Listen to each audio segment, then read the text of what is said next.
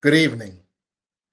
I'm Reverend Jim Webb, and I want to welcome you to the Miracle of Prosperity here on the New Thought Media Network. I serve as the senior minister of the Tacoma Metaphysical Chapel in Silver Spring, Maryland, and I'm the author of the book, The Soul of Prosperity.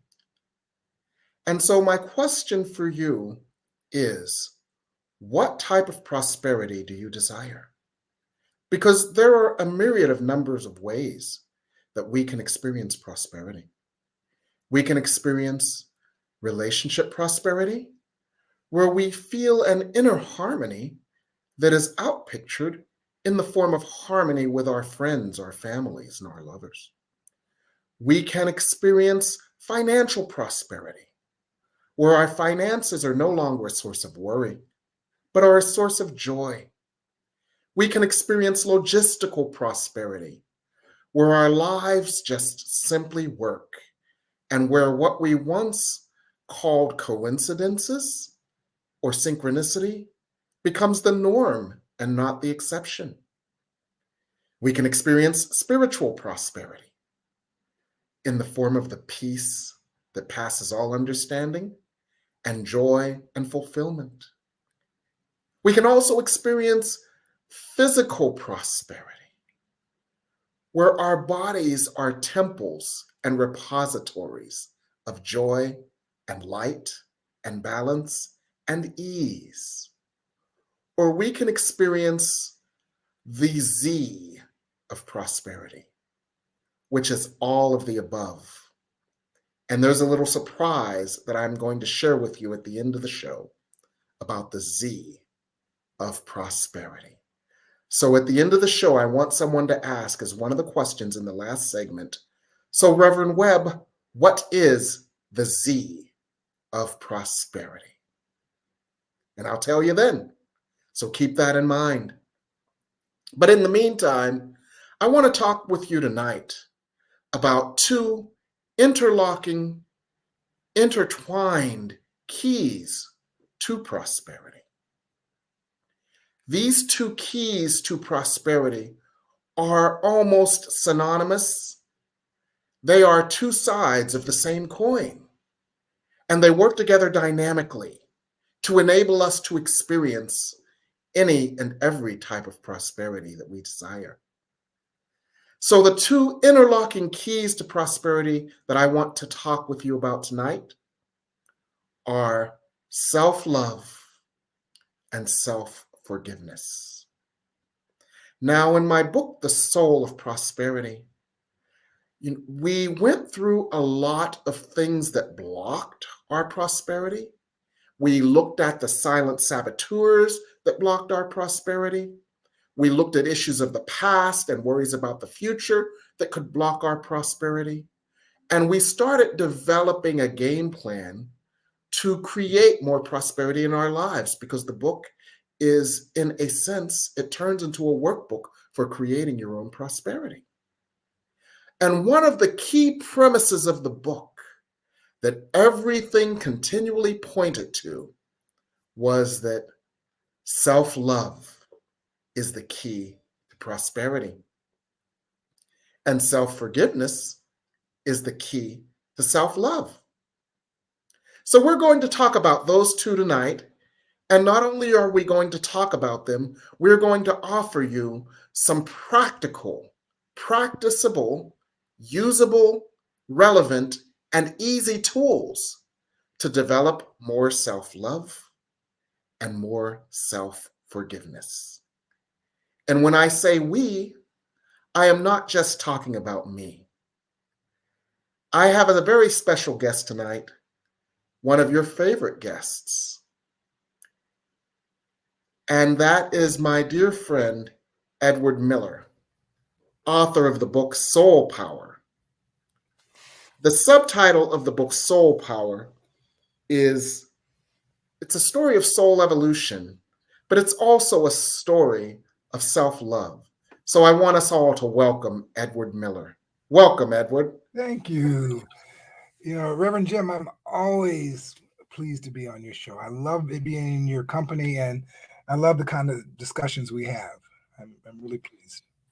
Yes, we always have an absolute ball. And as I jokingly said, if you could see us behind the camera, we have just as much of a ball behind the camera as we do in front of the camera. We just, as they say, we key, we tee hee, we absolutely have a ball. Yeah. So glad you're here. Thank And you. I'm so glad you're here on this topic because this is a topic that is extremely relevant for all of us. It's also a topic that has been very important to you because in your book, Soul Power, you, in a sense, outline your own journey to self love and self acceptance as the source for your spiritual Absolutely. power. Absolutely. And that's one of the things I loved about your book. And so let's work with that for a moment. Okay. In your idea, opinion, and estimation, how do you define self love? Well, I can define it, and I can also define it based on what it's not. You know, Okay. um, the reason why I got so intrigued with the idea of self love is because I had a lot of contempt for myself as a young man and as a young adult. Yes. And I spent a lot Yes. of time in judgment, in Hmm. resistance to, in shame of, Hmm. in inadequacy, feeling Hmm. inadequacy. I spent a lot of time. There were very few moments when I felt authentically uh, powerful, authentically effective, because everything was based on some couched idea of inadequacy.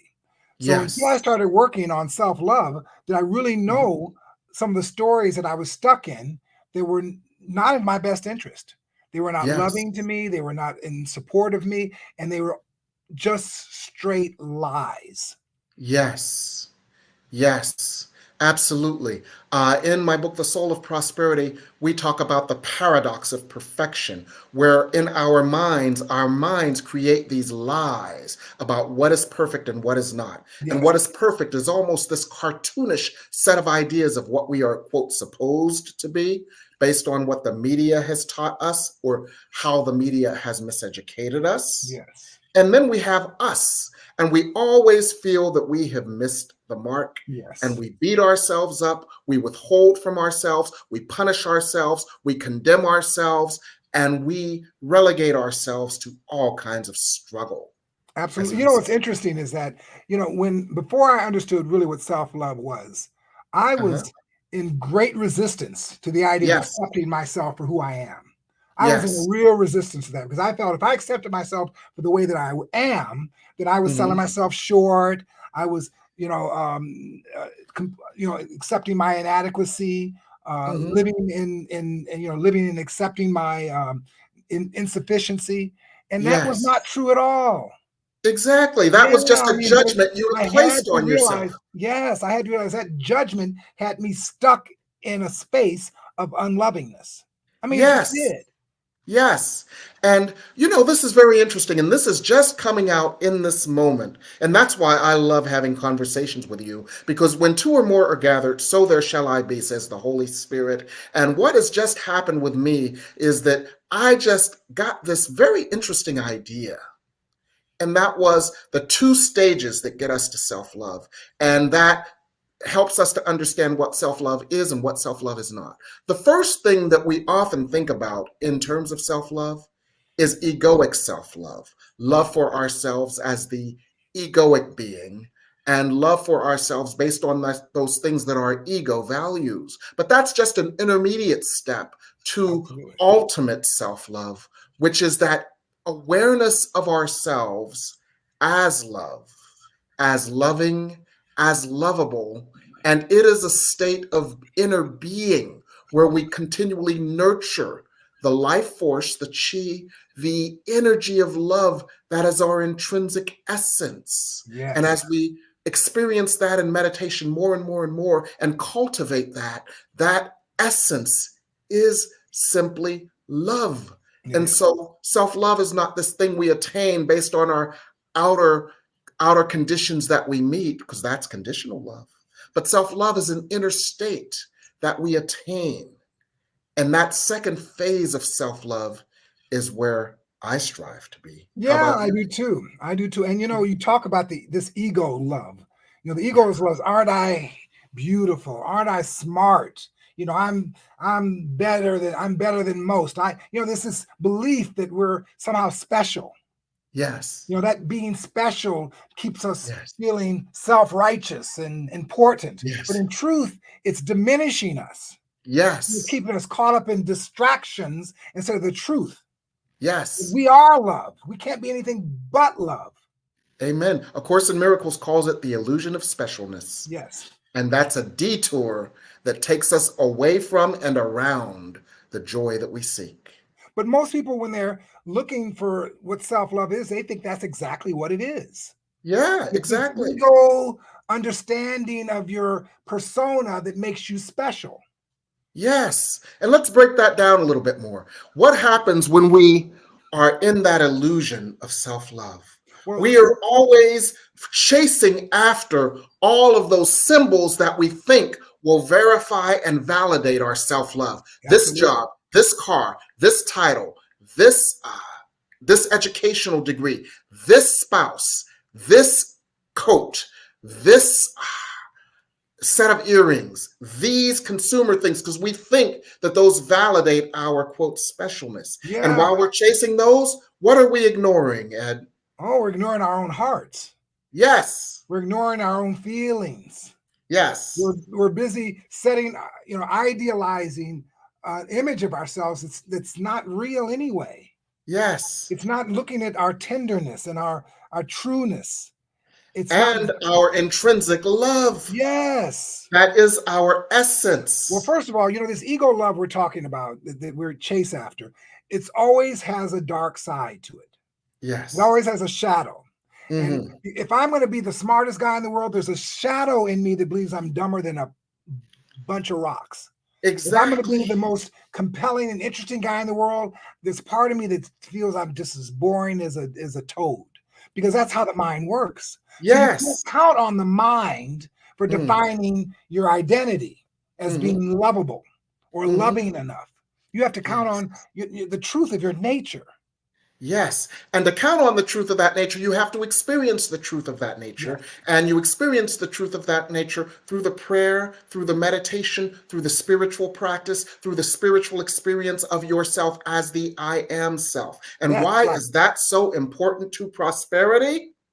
Well, that's so important what you're saying. The I am self is the only self that really exists. Yes. Everything else is perceived, everything else is a story. And when we can get down to the truth of our I am self, that I am the Yes. observer, I am the watcher of this world, I am the one that even observes my own feelings, I am the Yes. one that observes my stories, I'm Yes. the one that can be compassionate to Yes. myself when I'm stuck in a story that's not in my best interest. Yes. That And I am so, self sees what the mind can't see. yes.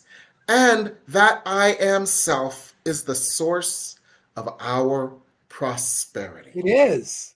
It And is. that's so important. That's so important that I want to drill down on that a little Okay. bit more. That I am self and that I am state is the source of our prosperity. It's not all these things outside of us that we think confer upon us lovability. It is the love within that is the essence of the I am self that draws to us that prosperity. I want to quote an old gospel, one of my favorites. Seek ye first the kingdom of heaven, and all else shall be added unto you. Know you not that the kingdom of heaven lives within you? That inner space is the attractant for every type of prosperity we desire.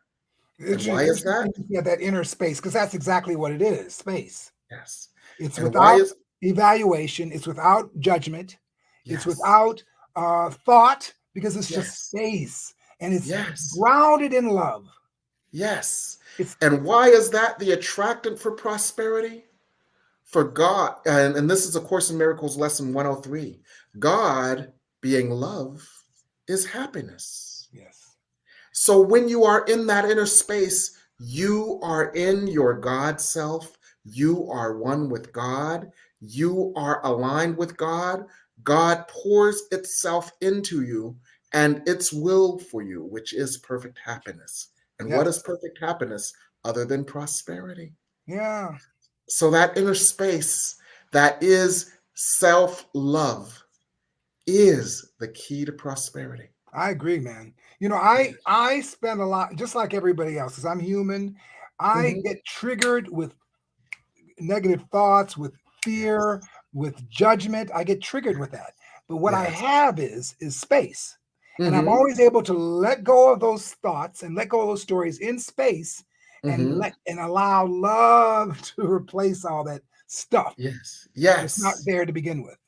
I can Yes. always find my way back to neutral Mhm. where there's nothing wrong and Yes. God is the truth of my nature, and space Yes. is the truth of my nature, and I can feel the peace of that, and the Yes. prosperity of that, and the Yes. opportunity of that. It's a miraculous place. It is a place of miracles. A Course Yeah, in Miracles says this is where our perception shifts, it where does. we are in that inner space and we perceive only love. And you know what's very interesting is that people talk about this concept of, oh, I want to be self-actualized. Well, Mhm. self-actualized is self-love. You Yes. can never be self-actualized. And if Uh-huh. that's your goal, unless you really work on the self-love process first. Yes. And Yeah, so that inner space that we nurture through prayer, through meditation, through our daily spiritual practice, through our experience of it as ourselves, until that idea, I am simply the space of love within me yes, and not the outer trappings of my name, rank, serial number, race, sexuality, economic conditions, past or future worries. I am none of that. I yeah, am only the space of love within me that I nurture. When we get to that space, uh, we attract all the prosperity that we desire. Now, let's then, well, let me ask uh, you, I want to ask one before you get started. I want to ask one yes, question. How do yes, you, Reverend Jim, relate to yourself as space? Because I think a I, lot of people will say to ourselves, what are you guys talking about? How do yeah, you relate to yourself as space? I relate to myself as space, not as self. I relate to myself as spaces. This is the feeling. This is the energy. This is the essence. This is the baseline. This is the energy. This is the flow. This is the feeling. This is the baseline. I relate to myself as an energy, as a flow, as a feeling, as a baseline. And that energy is love. That flow is love. That feeling is love. That baseline is love. Yeah, And it's self-evident, but that is self-love. it is. And And what awareness is mhm, awareness is the opportunity to have the greater perspective, the more yes, loving perspective. yes. And that gets us to self-forgiveness. Yes. For when we are in self-love, it's like the Bible says it is impossible to serve two masters. You can't serve the ego and the light that you are at the same time. It is impossible to be in anger with ourselves, in disappointment with ourselves, in judgment of ourselves, in condemnation of ourselves. So, self forgiveness is a natural state that we attain when we are in self love. We are no longer judging ourselves. We are no longer punishing ourselves. We are no longer withholding from ourselves. We are no longer contributing to difficulties because we believe we deserve difficulties and don't believe we deserve our good. Amen? Exactly. Yeah. So that's why the two are intertwined. And so somebody here has asked the question, how do I practice and experience more self-love and more What a self-acceptance? great question. I'm so glad we're getting into practical things. Yes, and we'll get into Uh, that right after our commercial break Okay. because we've got to sell some soap. So we're going to go to break right now. And when we come back, we're going to look at the practical applications of this awareness and how we apply self-love and self-forgiveness Yes. here on the New Thought Media Network. New Thought Media Network is on the rise. We're looking to grow with you. Do you have technical media experience? Or perhaps a desire to learn? Are you willing to volunteer your precious time and attention? We share this message to benefit all. If you possess a computer with a camera and a microphone, we will share our knowledge with you. Behind the scenes or being the star, let us bless our one. Contact us at info@ntmedia.org.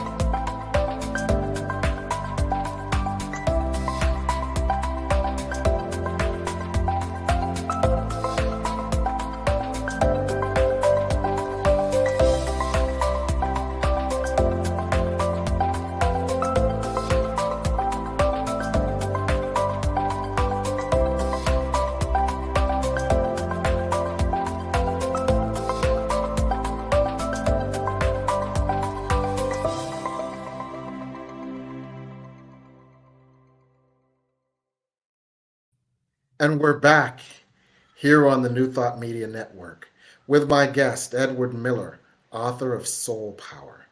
And we're discussing the two interlocking keys to prosperity. And what we've established thus far is that the two interlocking keys are self-love and self-forgiveness, and that they are inner states that we attain as we cultivate the energy of love that is our essence. And that's cute, nice, well and good. But the question is, how do we practically apply this? And how can we practically apply this? And I have a question for you, Ed, because what you may or may not know about Ed as my very special guest tonight is that he is a master at Ho'oponopono. And so we often think that Ho'oponopono is something that we do around an external experience. So my question for you, Ed, is can we Ho'oponopono ourselves? We can only Ho'oponopono ourselves. Tell us about this. Ho'oponopono is a relationship with ourself. Okay. One of the things that I want to talk about self-love and why it's important, because it's a relationship with yourself. It's awareness of yourself. It's awareness of the stories you tell yourself. It's awareness of how you sometimes sell yourself short, and how you disregard your feelings, and how so quickly you are willing to judge yourself in such harsh ways. So self-love is just an awareness of our patterns that we often get caught up in that are clearly not loving in our best interest. Yes. And it takes the Ho'oponopono as a tool to relate to ourselves in a more caring way. And that caring way is to allow ourselves to forgive ourselves. Forgive ourselves for believing stories. Forgive ourselves for holding on to judgments. Forgive ourselves for being caught up in points of view that are clearly not loving to ourselves, clearly somehow selling ourselves short. And let me tell you something, Reverend, this is a moment by moment relationship. I'm Mm, always exploring how I'm relating to myself. And mm, as I've been doing this for the last 15 years, it has deepened my intimacy with myself. mm. It's And had let me me ask you I something, have Ed. more faith in myself. Yes. Let me ask you something, Ed. When you say, I am always exploring my relationship with myself, do you mean you're becoming aware of when you beat yourself up more? Yes, You're becoming aware of when you sell yourself short or yes, have negative self-talk? yes. Okay. Even when I am fooling myself with a belief that's not in my best interest. Listen, Reverend, we all have stories we tell ourselves, and Hmm. self-awareness is becoming aware of the simple little teeny lies that we tell ourselves. Like that Fleetwood Mac song, tell me lies, tell Tell me me sweet lies, tell me little sweet little lies. lies. Oh my, those little lies can be they're contagious, first of all, but they can be Hmm. just as harmful as the big Yes. lies. Yes. And more insidious because they can slip past. They slip past. We Hmm. relax our mind, we accept our mind, we accept our judgments, and we say, "Oh well, that's just how I am." You guys Mm, never say that. That's just how I am. You're not anyway. You can't just be that. mm, But anytime you relegate yourself to an identity, to a personality, to a belief, to a gender, to um, a class, whenever you start relegating yourself to something of that limitation, you're selling yourself short. yes, Because which what makes you so much truly sense. are is God, is a Yes. divine being. Yes. And you need to change that relationship. You need to become aware of when you're being, even those Mhm. small little lies, Mhm. Reverend Jim, you need to be aware of when you're holding on to those and they're selling you short. Yes. And this leads to a question that Rosemary B had, which is how do I stay in my ego self and not in, I mean, no, let me get that right. How do I stay in my highest vision of myself and avoid being in my ego self? Well, remember, you're not going to stay in it. We're going to be Hmm. human. Okay. We're going to always be triggered. We Okay. live on a planet with all kinds of life experiences. And Okay. often, we're triggered for no good reason. Hmm. The self-love piece is becoming aware when we're triggered, the story Hmm. our mind comes up with. Yes. You know, Okay. um, a lot of times when people see homeless people, you know, Hmm. South Florida, there's homeless people all over the place. They go Hmm. in all the judgment and look at him and why doesn't he? All the stories we tell ourselves about that person over there that's unacceptable. Hmm. But all that stuff is just keeping us caught up in the lie of separation. I'm that homeless person. That homeless person is me. That's the truth. But when we start trying to make them different and try to, exclude them from anything, we're Hmm. we're being distasteful to ourselves. Yes. So, in other words, one of the ways to continually draw ourselves back into our true selves, our higher selves, our God selves, our self-loving self, is to be aware of when we drift out of it Yes, and attack thoughts and thoughts of separation are uh, are barometers yes, for, oh, I've slipped out of the state of love because I just had an attack thought. yeah, Oh, I slipped out of the state of love because I am seeing the world in terms of separation yes, instead of in terms of that homeless person is a reflection of that part of me that feels like a motherless child I've loved and yes, cared for. yes, yeah. Is that right? Would that be a way Yeah, to phrase it? absolutely. Okay. It's a when I say a moment by moment, I'm talking about at every moment you're examining it, and every Mm, moment you're allowing yourself the forgiveness necessary to yes. let it go into the Yes. nothingness where it came from, because it's Yes. just more nothing. Yes. Okay. And let me ask you one other thing to clarify this. One of the things that we often say and use as a verb is forgiveness. But it sounds to me like what you're saying is that we can get back to that state of oneness, which is an inner state of forgiveness, Absolutely. which has nothing to do with that outside that triggered us to be a barometer of where we are in any moment. So Yes, you getting back get into it. that state Yes, of sir. Yes, self-love sir. is, Yes. yes, is getting back into that state of forgiveness. So Yes. in other words, forgiveness is not a verb that we perform on something outside of us that we have judged. Forgiveness is a state of being that we revert to as our true selves in a Yes. state of self-love. I'm in a state of Yeah. forgiveness. Would that be accurate? That's absolutely accurate. It's Okay. not always accurate, but it's beautifully said. I hear you. But it Okay. really is, I was teaching a class a few years ago called the neutral zone. Mm-hmm. And we all know what neutral means, right? It's a Yes. place you're not going forward, you're not going backwards, you're in the middle, you're in space, right? Yes. You're not vibrating, you're just in space. Well, Mm-hmm. we can be aware of the neutral zone at every minute. When we're finding Mm-hmm. ourselves judging somebody, judging ourselves, we can go back to, well, I don't know anything. I don't Mm-hmm. know. The least we know, the better. A Course in When we know Miracles, one of the something, we're most caught key up in a lessons. story. Yes. Yes, one of the key lessons in A Course in Miracles is I don't know what anything is for. I just told Yeah. myself a story, and the story took me out of my peace and my joy and my love. I don't know what anything is for. Let me ask you a question. This is very interesting because I'm always saying, well, I don't know. I don't know. I Mhm. mean, what I mean by I don't know, I don't mean a passive aggressive I don't know. I mean a Uh-huh. truly I don't know. Yes. I can feel things, but I don't know what it means.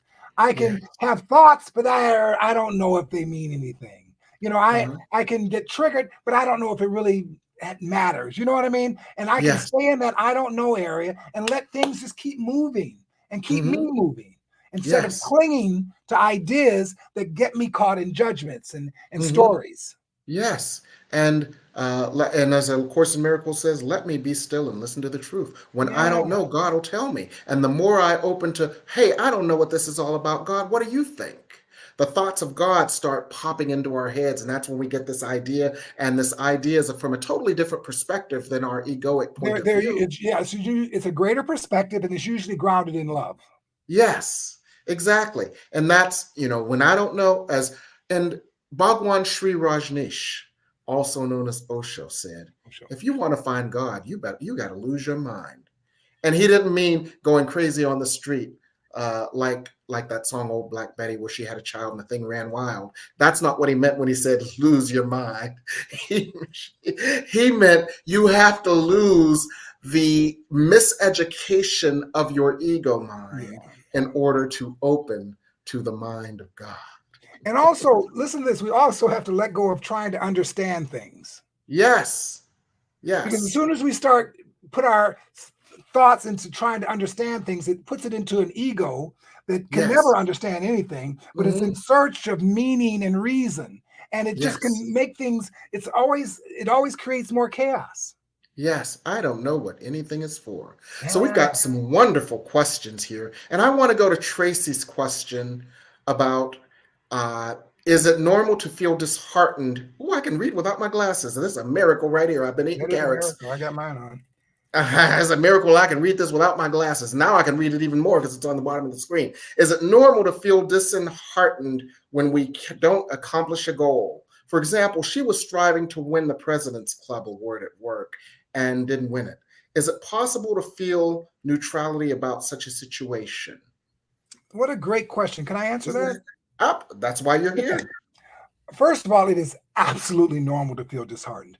Yes. And let me make another statement. Whatever you feel is absolutely normal. Yes. Your feelings are very important. And just because you feel them doesn't mean you have to find a story about them to make you wrong or anything in the world wrong. You can just allow yourself to feel something and feel it deeply and intensely without a story. Because that allowing yourself to feel it is the opportunity to transcend it. Yes. Because if you don't feel it, you're going to suppress it. You're going to somehow figure out ways in order to disidentify with it. And all that does is keep the story going on in your mind in different ways. Yes. But in other words, you have to feel it to heal it. You got to feel it to heal it. And feel the disappointment. If you, what did she say? She was looking, she just didn't get a job? No, it was the President's Club at her work. She does sales. Yes. Yeah. It was disappointing. So feel what that feels like. Feels what disappointment feels like. Allow that feeling to be there. Even let it rage if it's raging for you in the moment. But just be aware that whatever story your mind is telling you is not the story. It's nothing to cling to. It's nothing to identify with. Yes. And what is so fascinating is when we are triggered in that way, it's, often a barometer. Hey, there was the story within you.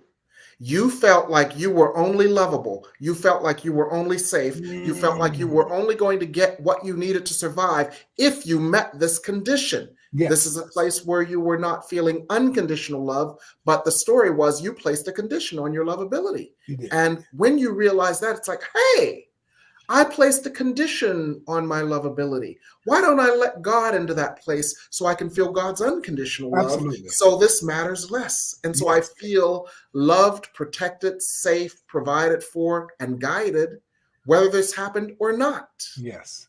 But there are going to be some feelings, Reverend Jim, that are very, very intense. Yes. And feeling disappointed and Yes. feeling jealous sometimes, and Yes. feeling anxious at times, and feeling And feeling betrayed. inadequate Yeah, and sometimes. feeling inadequate sometimes. Yeah, feeling inadequate. And feeling hungry for ice cream. I can't wait till the show is over. Oh Go no, ahead. not ice cream. But these feelings are perfectly normal. Yes. To avoid them becoming problematic is when we don't identify them as a story. We don't Yes. put them on. We don't cling Yes. to them with an identity. We say, Yes. okay, and we and listen to this. We can be compassionate to ourselves when we're feeling things intense. Mm-hmm. We can say, oh yes, yes. My Yes. heart is feeling like it's breaking right now. Mm. I Mm-hmm. feel sad. I'm feeling sad. Mm. Yes. There's nothing wrong. I know there's nothing wrong, but I do feel sad. I feel abandoned right now. Yes. I know there's nothing wrong, and I know that I'm not abandoned, but I Yes. know this is how I feel, Yes. and it And I hurts. love what you just said, Ed, in that that's an opportunity for us to experience more compassion. There's a lesson in A Course in Miracles, lesson 35, and that lesson teaches us that level of compassion. It says, I'm angry right now. I'm judging myself right now. I'm miserable right now. I'm hungry for a bowl of ice cream, the vanilla kind where you put some chocolate drops in it. But beneath all of that, despite all of Got that, all that. regardless of all of that, I am very holy. Yes, And that's the essence yes, of what you just said, that self-compassion, that self-love, that self-forgiveness, that reframing. I'm feeling this, but despite that, I am very holy. This is just the facade over what it covers, which is my holiness, which is inviolate, which is an integral part of me, which is my essence. yes. Well, all of us came into this human experience with an overlay of stories and situations and points of views. So when we get triggered, we go right to those stories, those point of views. And the truth of Yes. the matter is, we're not any of those point of views or stories. We're the Yes. observer of them. Mm. We're the one that gets to see and have compassion for the feelings and the intensity that we're experiencing in the moment. But the intensity is not wrong. Mm-hmm. The feeling is not wrong. Mm. And once we allow ourselves to feel everything, man, does it open up the world for you. I Yes. love feelings because even when I'm disappointed, even when I'm triggered, I'm giving myself an opportunity to learn about myself more, about what I'm believing. And I can also go to the space so quickly now. I can get out of the trauma, the story, and go right to the space. Yes, yes. Say, thank you for that awareness. Thank you for the awareness that I am no more than the space that's holding the universe, that's holding all of its energy. Thank you for that. Thank you for that. Yes. And then it changes my relationship. There, Yeah. right there, my relationship is changing. Mm. I'm no longer the Beautiful. problematic person, but I'm the spacious being. Yes. Yeah. Beautiful. Beautiful. Absolutely beautiful. Now, this is very interesting because one of the things that I find is that when I I read my own books. And when I am having, because I don't write my books for the public, I write my books for me. And I read and I work with my own books. One of the chapters of my book, The Soul of Prosperity, that I go to quite regularly is the chapter, which helps us to deal with emotions, having the emotion, honoring ourselves, honoring the emotion, asking, what is the false idea beneath this emotion, and applying that compassion to ourselves to move us back into balance and back into space. And one of the things that I find that does is I call it building credits in the bank of love. For every time I love your words, every time I go to that inner space, that space that is simply love, it's like having money in the bank. And I build more and more of a reserve of that energy. Oh, I love the way you're describing that. And it can be applied to anything that comes up. And recently in one of my classes, they said, okay, love yourself for being a jerk. Love yourself for being impulsive. Love yourself for making this mistake. And you know what was fascinating to me? What's that? Was the reason that they said that, because in the class we had built so many credits in the bank of love that we could apply them when a feeling came up, and we could immediately then just go back into that place of Reverend centeredness. Jim, I love that. I love that. So powerful. So one of the techniques that we found has worked as a result of our group exploration in one of my classes is love yourself and use the credits that you have built in the bank of love and apply them to those places that are in need. For any time you are having a feeling that is unlike love, you are in need of love. And you've got money in the bank. You've got credits in the bank. I love that idea. You know, I'm gonna add to that. The neutral zone is that space where love is. Yes, yes. So if we can get back to that neutral zone, that storage of love that we built up, we get a chance to go back there and then clean it out fast. Yes. Not bear anything.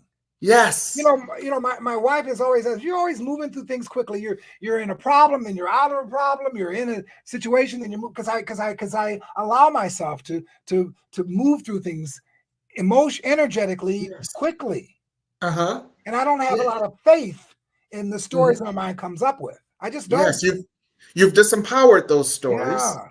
And so you move through something. You don't build a condo in that feeling. You move through it. It's like driving through the hood. You don't buy a condo in the hood. You drive through it and get back home. Amen. I didn't say that. But sometimes you like to hang out in the hood too now, Reverend Jim. Come on. I can hang out in the hood for a hot minute, but then I want to come. Then I go click with my car doors and I get back home. Amen. Okay. All righty then. I think it's time for us to cool down and go for a break. We're going to go for a break, and then we're going to answer some more questions. And I've got a couple of surprises for you. Cool. Here on the New Thought Media Network.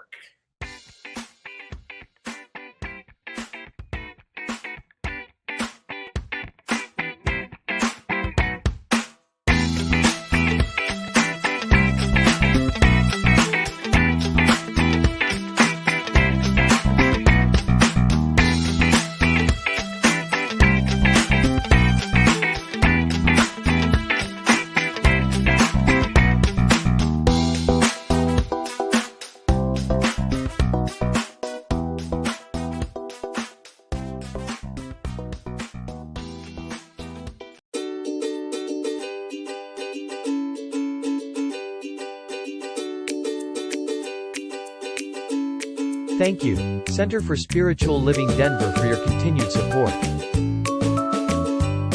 Thank you, Center for Spiritual Living Midtown Atlanta, for your monthly contribution. Thank you, Center for Spiritual Living North Jersey, for your monthly contribution. And please help us welcome Om Center for Spiritual Living in La Mesa, California. Thank you for your monthly donation. Thank you, Center for Spiritual Living Seattle, for your most generous donation.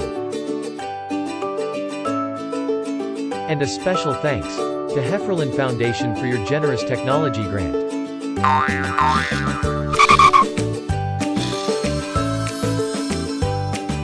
And Suze Ajit, Thank you for your very generous donation. And a super special thank you to Dr. Tracy Brown, RSCP. Thanks for being a super donor.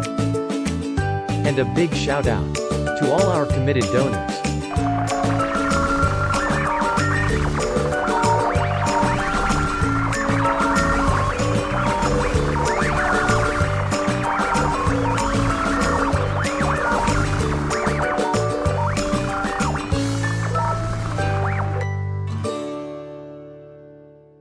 Watch me change when you change the way you look at things. The things you look at change. When you change the way you look at things. The things you look at change. When you change the way you look at things. The things you look at change. When you change the way you look at things. The things you look at change.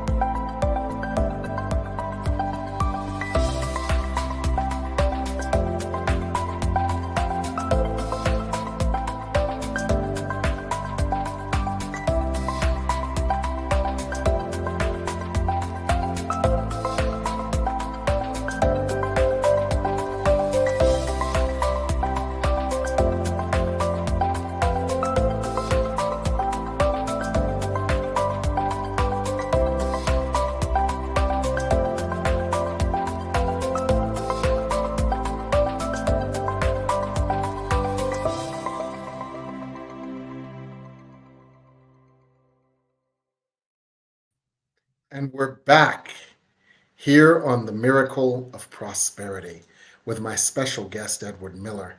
And we have some additional questions to clear out. And so we'll do those ever so briefly, and then we'll get to some surprises. Amy Jo said, what emotion do you suggest we Ho'oponopono? And if I can answer this and then get you to elaborate on it, Reverend Ed. Ooh, I just anointed you, Reverend, but you are. I am.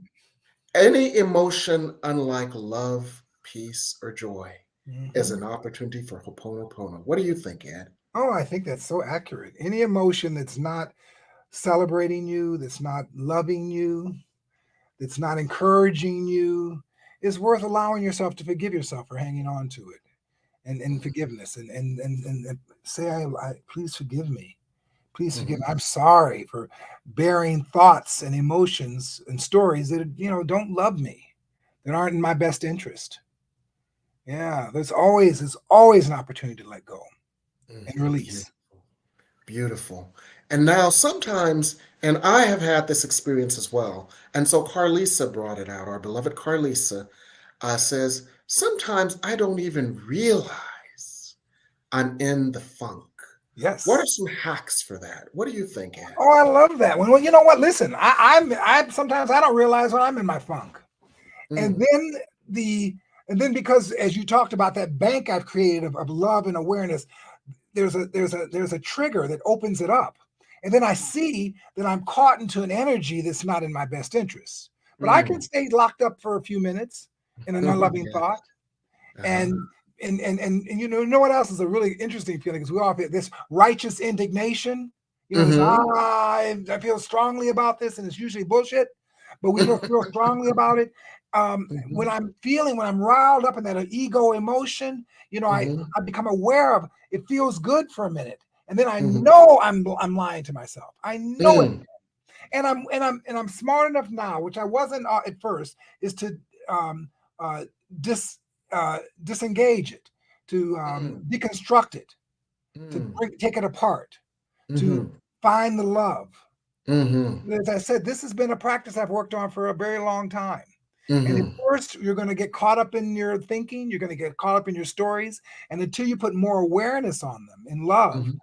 the love is what causes you to get back to the space quicker. Mhm. It causes you to get back to the love quicker. Mm. but it's not something that we automatically have because we're so used to mind telling us what to be, what to think, what's true, what's not true. So this is an absolute, as I said from the beginning, this is an absolute new relationship with yourself. Yes. It's an intimate, and you have to have tenacity and conscientious when you are exploring your inner self. Yes. And we got another question that is quite fascinating, and I want us to work with this for a brief moment too. What do you say to someone who is seeking counsel about how to feel more loving and secure within themselves? SOS. And Wow. let's work with that. I'd like to offer some things because this is Please. another technique that is analogous to going to the bank of love.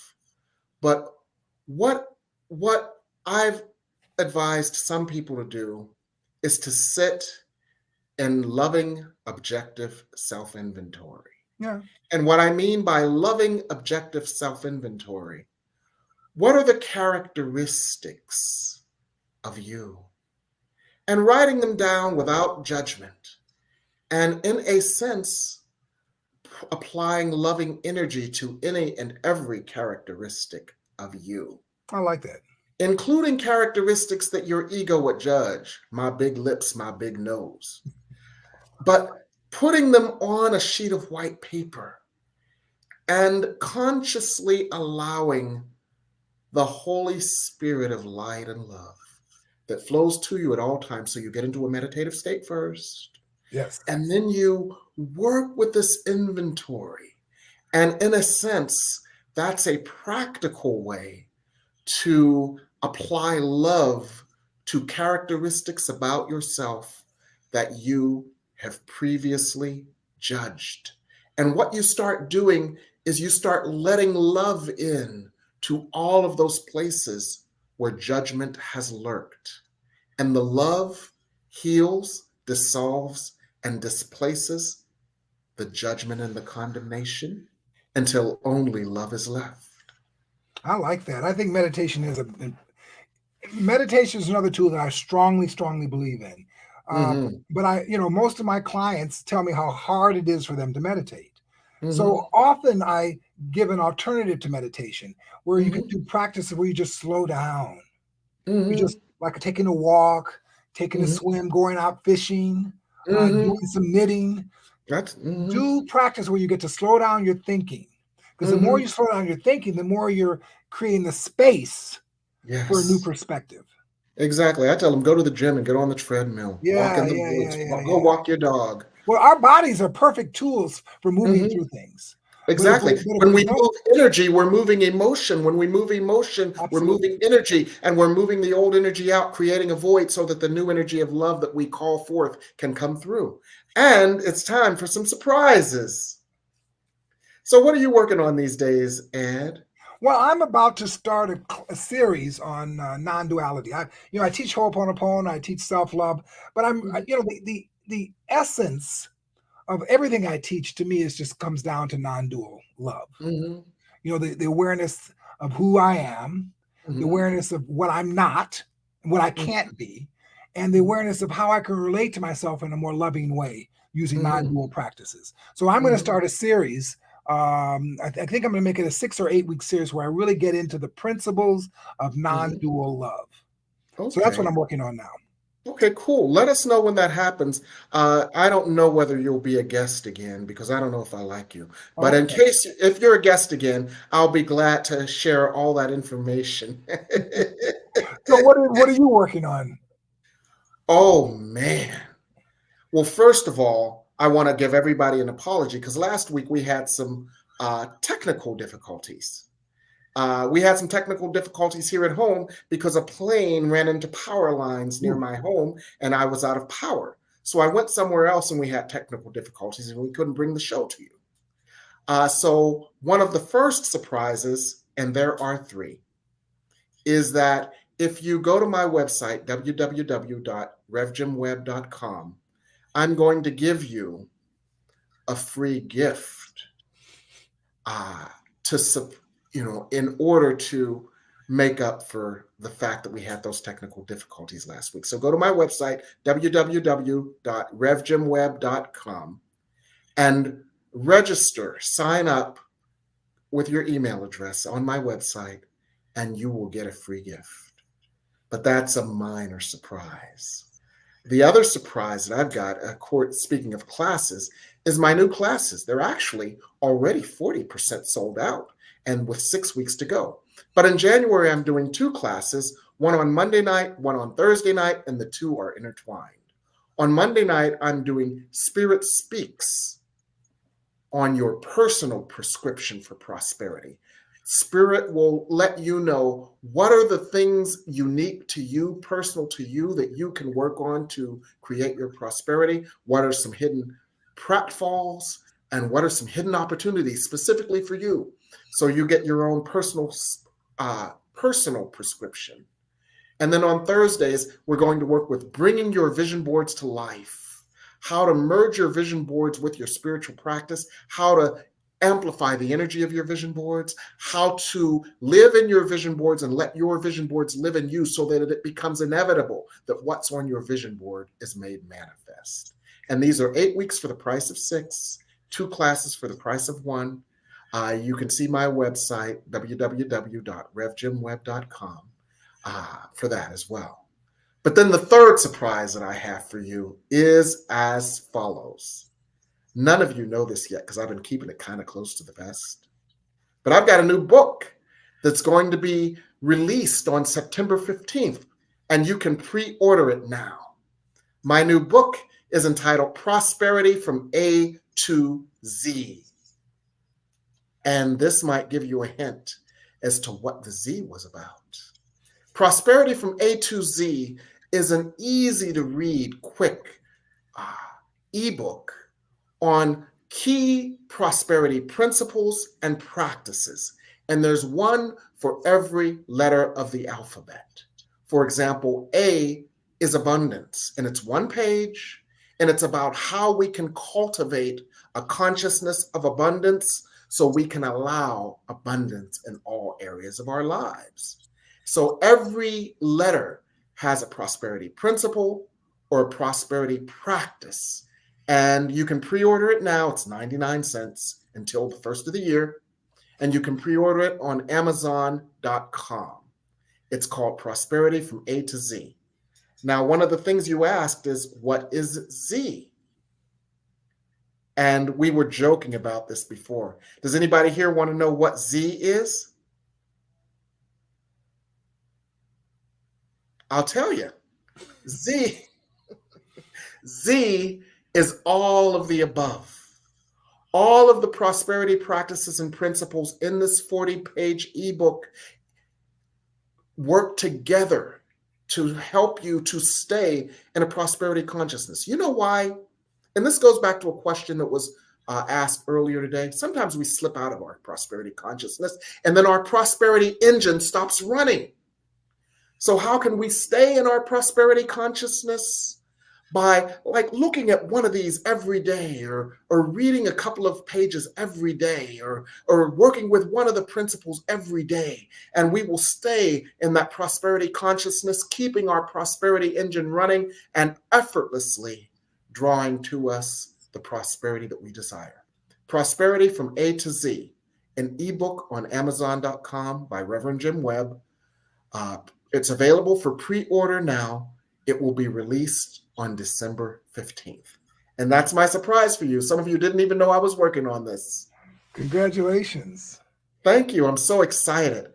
And I'll give you a little hint. This is not the last surprise you'll hear about this year.